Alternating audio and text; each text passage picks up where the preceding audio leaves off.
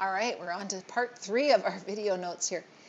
Finishing up typing in, we have 2x squared minus 2x minus 4, and we are dividing by x squared plus 3x minus 10. When we go to our graph, you will see that we have a vertical asymptote at -5. All right, and that's fitting what we thought we had.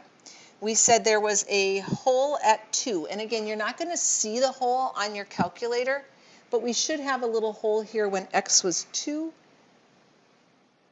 And then also we have a horizontal asymptote when y equals 2.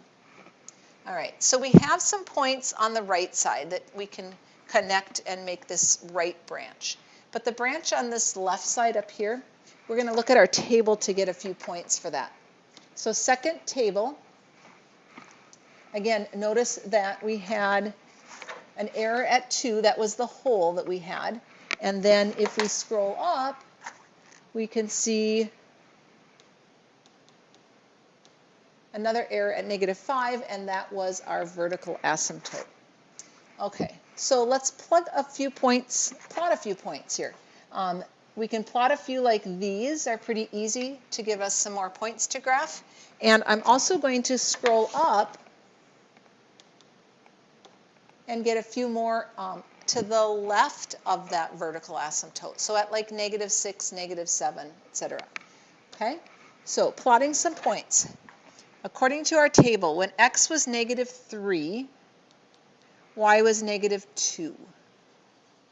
Okay, and when x was -4, y was -6. Okay, and then when x was -7, now our graph was at, let's see, our vertical asymptote is here at -5. When x was -6, we were way up here at 10. And when x was -7, our y value was 6. So we did have that branch that was coming down.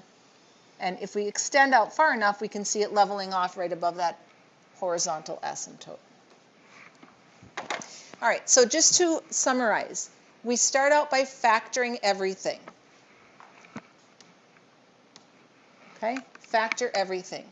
Figure out those points of discontinuity, what makes the denominator 0, and then determine, is it a vertical asymptote because we can't get rid of it, or is it a hole because it comes from a factor that we can cancel out.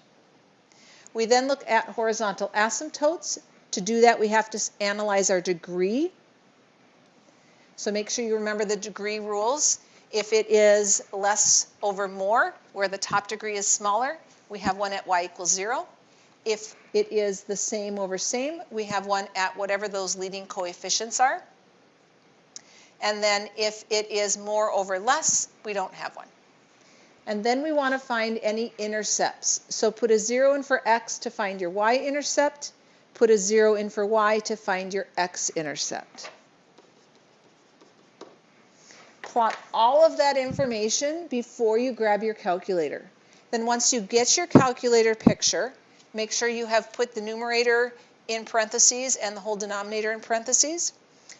Then match it up. Make sure that what you found fits the picture. And if you need to, look up some other points like we did to help us plot that second branch. All right, let me know if you have any questions.